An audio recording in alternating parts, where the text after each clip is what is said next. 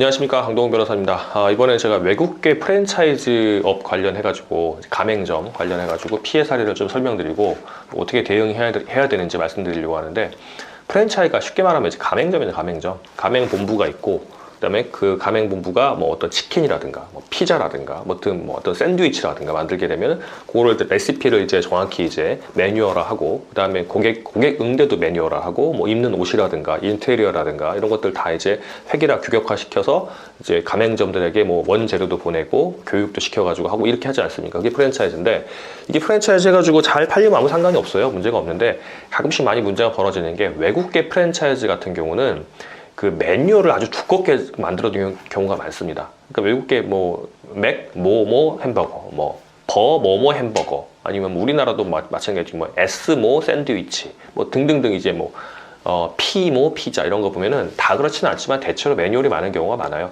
그러니까 서구 이제 프랜차이즈 쪽에서는 이제 워낙 프랜차이즈 역사가 깊다 보니까 분쟁이 많아져가지고 그걸 이제 다 이제 매뉴얼화 시켜서 이럴 때 어떻게 해라 저렇게 해놓은 것도 많고, 고객들한테 응대할 때도 어떻게 하라고 해가지고 그게 이제 있는데, 좋은 점이 많아요. 왜냐면 그렇게 매뉴얼대로 한다 그러면 사람이 주관이 개입하지 않기 때문에 딱딱딱 획일적으로 할 수 있고, 더 이제 좋게라고 이제 매뉴얼을 만들어 놓는 거니까 내가 몰랐던 부분도 배울 수 있고 좋은 게 많습니다. 근데 문제는 너무 두껍고 책처럼 되어 있다 보니 그걸 다 읽을 수가 없다는 거예요. 저도 안 읽어봅니다. 예를 들어 차를 샀다. 그럼 차에 이제 사용 설명서 같은 거 좀 두껍게 나오잖아요. 그거 다 누가 읽어보고 앉아있습니까? 물론 꼼꼼한 분들은 읽어보기도 하는데, 그냥 대충 이제 영업소 안에서 듣고 하다가 모르겠어서 한 번씩 보고 이렇게 하지 않습니까? 그러니까 프랜차이즈 가맹점주분들도 대부분 그렇게 하시더라고요. 그렇게 하다가 조금 문제가 되면 고치고 이렇게 하는데, 이 외국계 프랜차이즈 업체들 중에 이제 좀 센 데들, 좀 엄격하게 운영하는 데들은 그 관리사원들 쭉 돌아다니면서, 가맹점을 돌아다니면서 문제가 있으면 이거 매뉴얼과 다르지 않냐? 그럼 이거 다 지키지 않았네? 그럼 우리 본사에 연락해가지고 이거 처리하겠다 하면은, 좀 간단한 건 모르겠지만 자기들 보기에 좀 심각하다 싶은 것 같은 경우는 가맹 계약 해지를 해버리는 경우가 많아요. 그러면 난데없이 가맹 계약 해지가 되는 겁니다.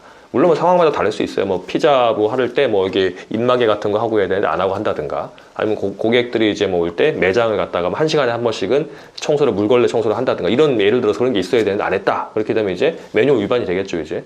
근데 그게 해지하는데, 그러면 사실은 매뉴얼 보고 가맹 계약 보면 다 써 있어요. 이게 해라고 매뉴얼상 뭐를 안 지키게 되면 해지할 수 있다 써 있으니까 이거 어떡하냐 이렇게 되는 경우들이 많은데, 왜냐면 인테리어 업체 업만 해도 서울 같은 경우는 몇 억씩 막 투자하는 경우도 있고 하는데, 이거 어떡합니까? 그래서 어떡하냐고 많이 오시는 분이 많은데, 가맹업법에는요, 이런 이제 가맹점주가 가맹 계약을 위반할 경우에, 매뉴얼대로 안 하는 게 가맹 계약 위반이잖아요. 할 경우에는 2회 이상 이제 경고를 하게 돼 있습니다. 하세요 하고 이제 문서로도 하게 돼 있고, 그래도 안 하면 가맹 계약성을 해지를 한다고 할 수 있는 거니까 이건 강행 규정이거든요.